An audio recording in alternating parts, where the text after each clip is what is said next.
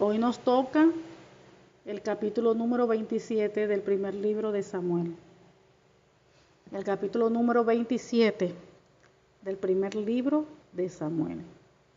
Padre amado, Dios Todopoderoso, leemos tu preciosa palabra en el nombre del Señor Jesucristo. El capítulo tiene por título David entre los filisteos.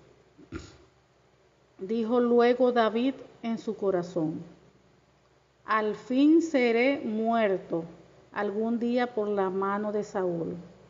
Nada, por tanto, me será mejor que fugarme a la tierra de los filisteos, para que Saúl no se ocupe de mí y no me ande buscando más por todo el territorio de Israel. Y así escapó de su mano. Se levantó pues David y con los 600 hombres que tenía consigo, se pasó a Aquis, hijo de Maoc, rey de Gat. Y moró David con Aquis en Gat, él y sus hombres, cada uno con su familia. David con sus dos mujeres, Ahinoam, jezreelita, y Abigail, la que fue mujer de Nabal, el de Carmel. Y vino a Saúl la nueva de que David había huido a Gat, y no lo buscó más. Y David dijo a Aquis: si he hallado gracia ante tus ojos, séame dado lugar en alguna de las aldeas para que habite allí, pues, ¿por qué ha de morar tu siervo contigo en la ciudad real? Y Aquis le dio aquel día a Siglag, por la cual Siglag vino a ser de los reyes de Judá hasta hoy.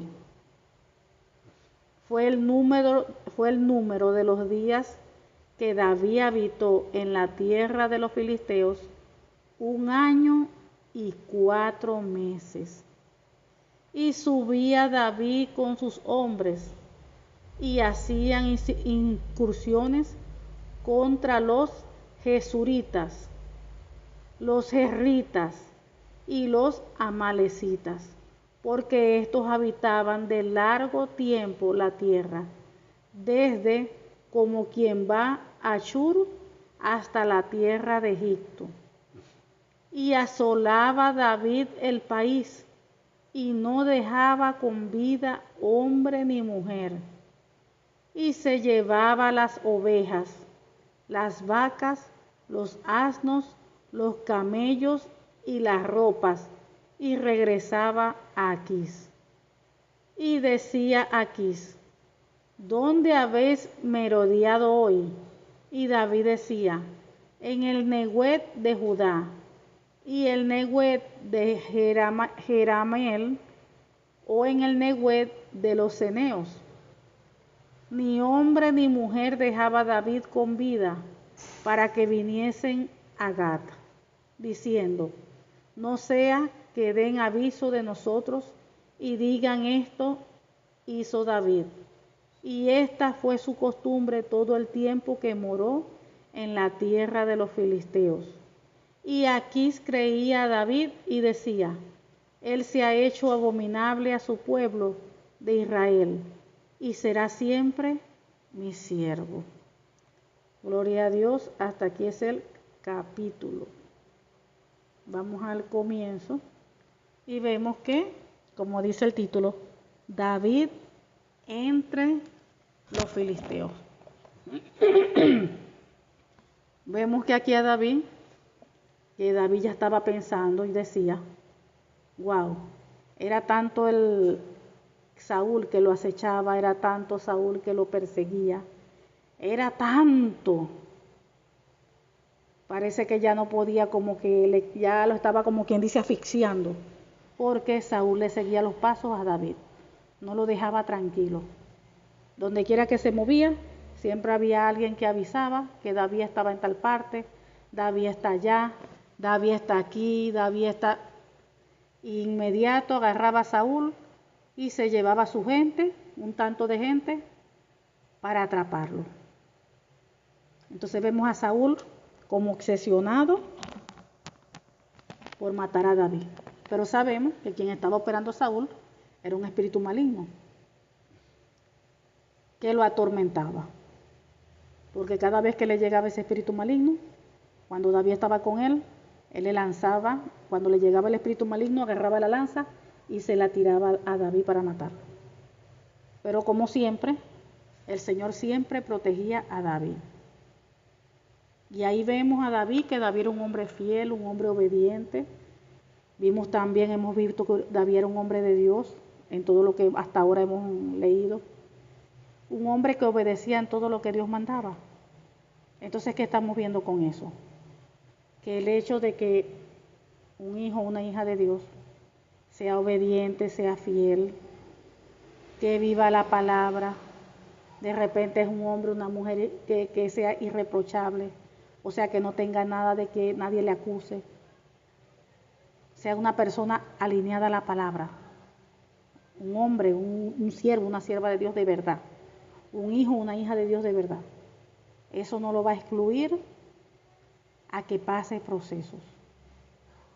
Eso no lo va a excluir a que tenga que pasar por desiertos. Eso no lo va a excluir al que tenga que pasar por pruebas. Mucha gente antes decía, cuando un hijo o una hija de Dios pasaba una situación muy mala, una prueba fuerte, muchas veces personas, pues, por falta de conocimiento decían, ¿qué estará pagando? ¿Por qué Dios lo estará castigando de esa manera que está viviendo eso? ¿Será que fue muy malo o será que fue muy mala que Dios lo está castigando por eso? Y eso pues es un error, porque pueden ser muchos motivos, y no solamente porque sea por castigo. Recuerden lo de Job. Lo de Job no fue castigo. Lo de Job no fue porque era un hombre malvado. Más bien Dios habló muy bien de Job delante allí de Satanás. Habló muy bien. Entonces vemos que no es solamente porque la persona fue muy mala o malo, no, sino que cuando Dios va a probar a su hijo, a su hija, pues permite que viva cosas negativas, porque tiene que ser probado. También pasa tiempos de desierto, así como pasó el pueblo de Israel por el desierto, antes de llegar, antes de recibir las bendiciones que Dios tiene para la persona, las promesas. Dios tiene que primero pasar por el desierto, y eso es un proceso. Por eso es que nosotros no nos podemos desesperar cuando estamos esperando una promesa de Dios, porque eso lleva un proceso. Primero Dios prepara nuestras vidas, nuestros corazones, para después recibir esas bendiciones, para que estemos nosotros preparados. Si nosotros no tenemos la madurez suficiente, si no tenemos la preparación suficiente en el Señor no nos va a poner nada en nuestras manos. No lo va a hacer. Primero Él procesa a las personas, les prepara, los procesa para que maduren, de repente para que se preparen en guerra, en liberación, para que aprenda, crezca en la palabra, para después allí le da su bendición, cumple lo que Dios le ha prometido. Entonces todo lleva su tiempo. Por eso que ningún hijo o hija de Dios debe de desesperarse en nada, porque la desesperación viene del enemigo. A veces humanamente uno quiere la bendición ya, un mes, 15 días, una semana, que Dios me dio una palabra y ya. No, eso tarda años, eso tarda tiempo. Recuerden que Dios a José se dice que aproximadamente tenía 17 años cuando Dios le daba sueños. Ya Dios de 17 años le estaba mostrando lo que iba a hacer con él. Y él se lo contaba a sus hermanos. Dios le estaba mostrando lo que iba a hacer. Pero ¿cuántos años pasaron? A la edad de 30 y pico fue que Dios lo levantó para gobernar Egipto. Desde los 17 años. Fíjense todos los años de proceso. Y no estamos diciendo de que todo el mundo va a pasar los mismos años, no. Eso es dependiendo de la asignación que Dios tenga, del ministerio que Dios le ponga, le llame a una persona, y también dependiendo de la disposición que tenga la persona en cambiar, en ser procesada, en prepararse. Mientras la persona más se disponga, más se entrega, más camina en quitar de su vida las cosas que tenga que quitar y llenarse de las cosas que tenga que llenarse y aprender a prepararse, va a ser más rápido. Pero eso es de proceso. Vemos que el camino del pueblo de Israel, desde que salieron de Egipto, dice la palabra que era un camino de 3 días para llegar a Canaán. ¿Y cuántos años duraron? 40 años en el desierto. Dios allí pasó de todo. De todo pasó en ese desierto. Y así mismo, hoy día es lo mismo. Cuando nosotros pasamos por desierto, vivimos de todo. Y allí somos procesados, molidos, para Dios sacar ¿qué? Lo mejor de cada uno de nosotros. Y nadie puede salir de su proceso antes de tiempo. Nadie. Tiene que vivir el proceso completo. Completo. Tiene que soportar, ser valiente y poner de sí para que sean los cambios en la persona, en el hijo o la hija de Dios, todo lo que Dios disponga. Porque allí va a ser moldeado, como ese vaso de alfarero, moldeado. Vemos aquí Saúl detrás de David. No lo dejaba tranquilo, no lo dejaba respirar. Pues y lo que hacía, fíjense que como decía antes la ley, ojo por ojo, diente por diente, y ya ahora no. Bendice a los enemigos, bendecid y no maldigáis. Si te pide de beber, dale. Si tiene hambre, dale de comer, debe comer. Que ahora la palabra de Dios nos dice que venzamos el mal con el bien. Ah, me están haciendo mal, bueno, yo le hago bien. Dice que ascuas de fuego amontonaremos sobre su cabeza. Y vemos que David estaba cumpliendo eso, estaba allí haciendo eso, lo que la palabra de Dios dice. Él lo estaba haciendo, porque él ni siquiera hablaba mal de Saúl.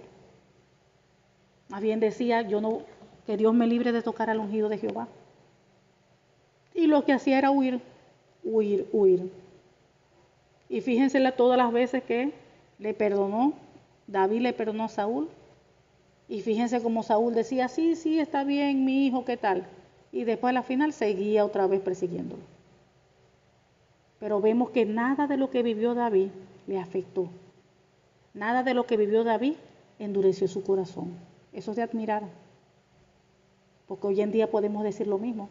¿Cuántas personas hoy han cambiado, tienen un corazón endurecido por tanto maltrato que recibió?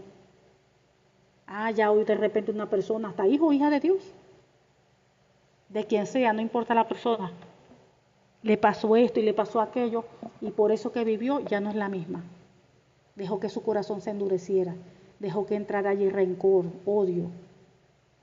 Y conocen la palabra y son hijos o hijas de Dios, pero el enemigo se mete. Pero aquí vemos el ejemplo que no, hasta ahora nos está dando David. Saúl persiguiéndolo, y lo peor es que sin razón, sin motivo, porque David no había hecho nada, que al menos dijera, bueno, me están persiguiendo porque hice esto. David no había hecho nada. Hasta ahora se ha comportado David con integridad, y más bien lo que ha bendecido puro a Saúl, y lo que ha hecho es puro huir, para que no lo agarre, no lo atrape. Y vemos que aquí, hasta que llegó, un día, David pensando, algún día Saúl, Dios mío, de tanto que me va a venir atrapando, decía él, me va a atrapar. ¿Y qué pensó él? Que lo mejor que podía hacer él es vivir entre los filisteos. Recuerden que los filisteos eran enemigos del pueblo de Israel. Pero fíjense cómo el Señor aún, lo que es la gracia de Dios. Fíjense que los filisteos eran enemigos del pueblo de Israel, porque más bien el pueblo de Israel quería acabarlos. Pero miren lo que es tener la gracia de Dios, aún en los enemigos. Fíjense cómo Dios derramó su gracia sobre David, porque eso solamente lo hace Dios. Esto no es, las cosas no pasan por casualidad.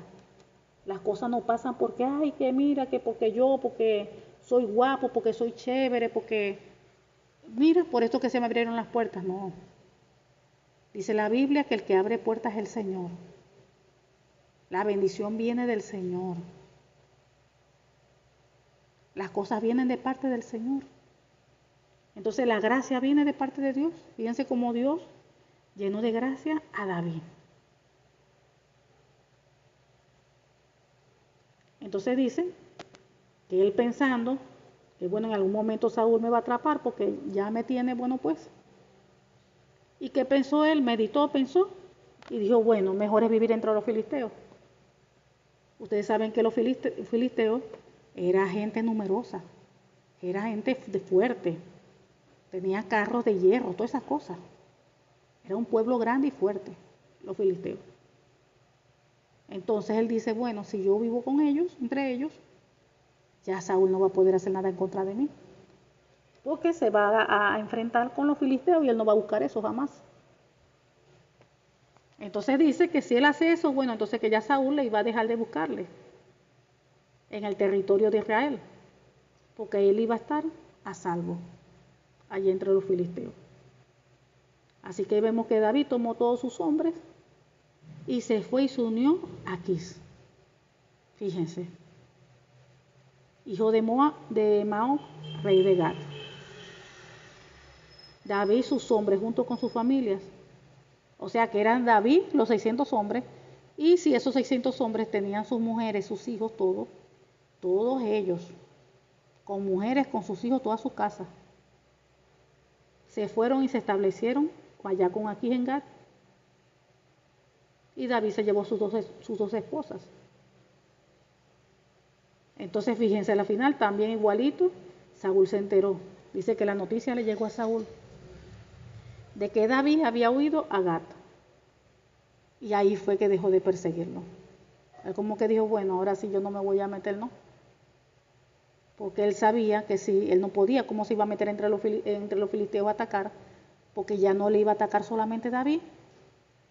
¿Quién iba a defenderlo? Ahora ahí, Gat, el de los filisteos. Toda esa gente. Entonces él sabe lo que le conviene. Él dijo, no, no me conviene, ¿no? Y dejó de perseguirlo. Dice que en un día David le dijo a Aquis que si le parecía bien, que prefería vivir en una ciudad que están en el campo en lugar de vivir aquí en la ciudad real. Entonces Aquis le dio la ciudad de Ziklag. Y esa ciudad, dice la palabra de Dios, que hasta el día de hoy le pertenece a los reyes de Judá. Fíjense. Se quedaron ellos con esa ciudad. Y vivieron allí entre los filisteos 1 año y 4 meses. David, sus hombres, pasaban su tiempo allí. Dice la palabra de Dios, ellos lo que se ponían era asaltar. Asaltando a los gesureos, a los jersitas y a los amalecitas. Pueblos que los de los tiempos antiguos vivían cerca de Shur, hacia la tierra de Egipto. Y dice la palabra de Dios que David no dejaba ni una sola persona con vida en los pueblos que él atacaba. Él le quitaba todo, las ovejas, las cabras, el ganado, los burros, los camellos, todo, la ropa, todo. Antes de volver a la casa para ver al rey de Aquis. Entonces venía el rey y le preguntaba que dónde estaba hoy, le preguntaba a Aquis. Y David le respondía que atacando al sur de Judá, a los jeramelitas y a los ceneos. Y dice la palabra de Dios que él no dejaba a nadie con vida. A nadie. Nadie quedaba con vida. Y decía que eso sucedía una y otra vez mientras vivían entre los filisteos. Y aquí pensando, aquí creía que a David, él estaba como quien dice de su lado. O sea, aquí le creía a David y pensaba que a estas alturas el pueblo de Israel lo debería estar odiando a David. Que ahora él se iba a quedar con él y que le serviría para siempre. Hasta aquí termina el capítulo, pero sabemos que eso no iba a ser así. Porque recuerden que Dios tenía un propósito con David. Y aunque David estaba pasando su proceso, su desierto, como hoy en día todos nosotros lo pasamos, lo vivimos, en algún momento ese proceso iba a terminar.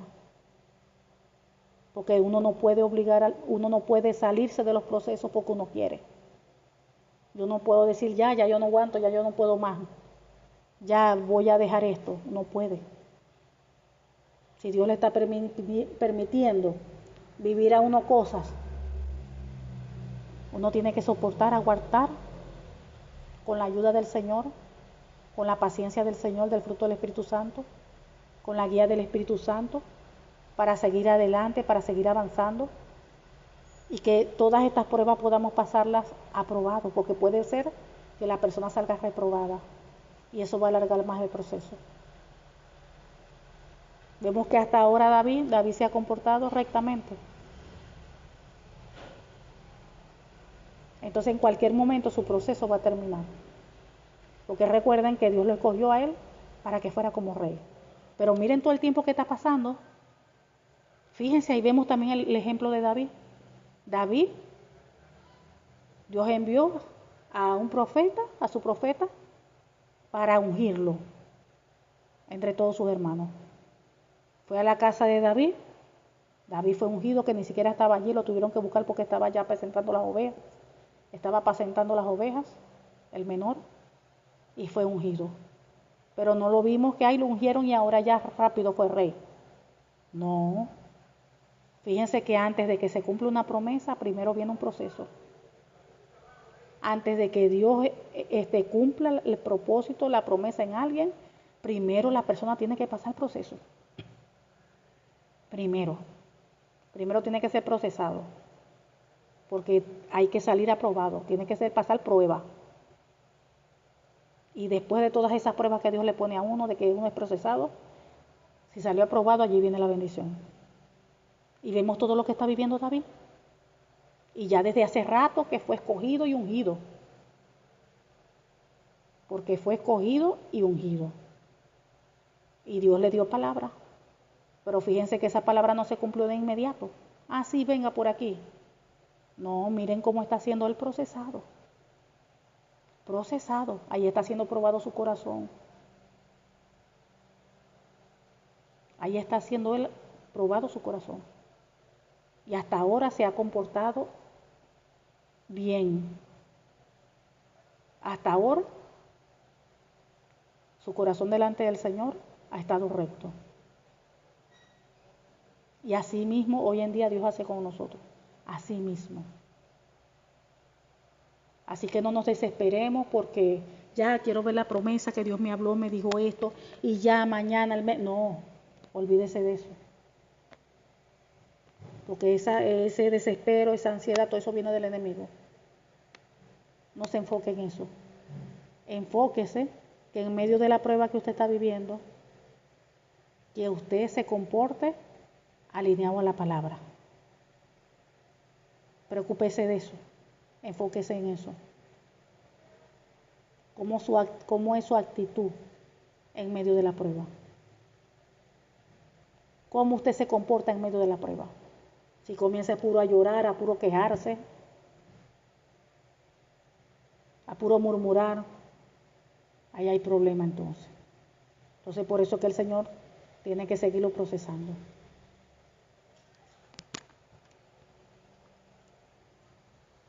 Tiene que seguirlo procesando.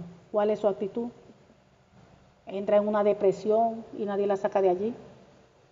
Tiene que seguir el Señor procesando. ¿Cuál es su actitud?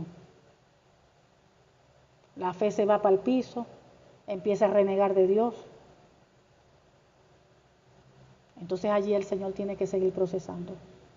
Porque todas esas cosas tienen que cambiar en nuestras vidas. En todo hijo o hija de Dios. Todos esos detalles. Todos esos detalles. Y tenemos que entender que las cosas no se hacen cuando uno quiere. Ah, que Dios tengo 2 años, 3 años Dios procesándome. Ya no quiero más. No, que no es porque yo quiera o porque como yo quiera las cosas. El tiempo lo sabe el Señor. Y si el Señor de repente va a durar 5 años, Dios va a hacer las cosas como Él quiere y cuando Él quiera. No las va a terminar en 2 porque yo digo, porque yo quiero.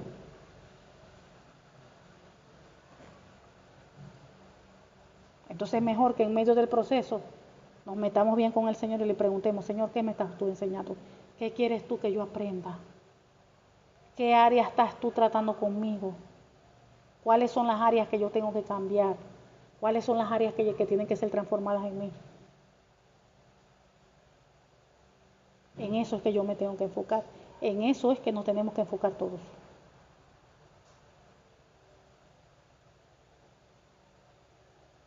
En eso. Y cuando nos enfocamos en eso, las cosas van a ser más llevaderas, más fáciles. El proceso hasta se va a agilizar más.